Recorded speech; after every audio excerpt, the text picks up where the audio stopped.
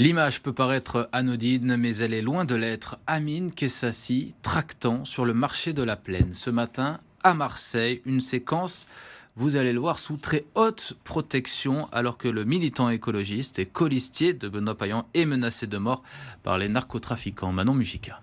Je vous donne le tract pour les élections municipales pour dimanche prochain. Entouré d'une nuée de caméras et journalistes, Amine Kessassi tracte dans les allées du marché. Certains passants s'étonnent, d'autres l'accostent. Et une bise, merci beaucoup. Oh là là, je suis très émue de vous voir. Ah, ben moi aussi.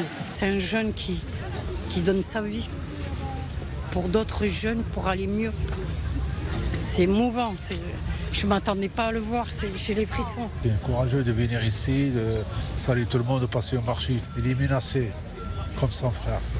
Vendredi dernier, le militant écologiste déambulait à Avignon. Mais c'est la première fois à Marseille.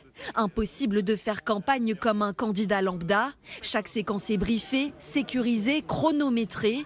Dans le champ, plusieurs policiers encagoulés. Des armes lourdes dissimulées mais bien présentes. Personne dans un état de droit ne peut m'interdire de me déplacer et d'aller faire campagne. Et puis il y a un premier tour. Ce premier tour, c'est dimanche. Et ce premier tour, il va être important pour notre ville, important pour Marseille, important pour les Marseillaises et Marseillais.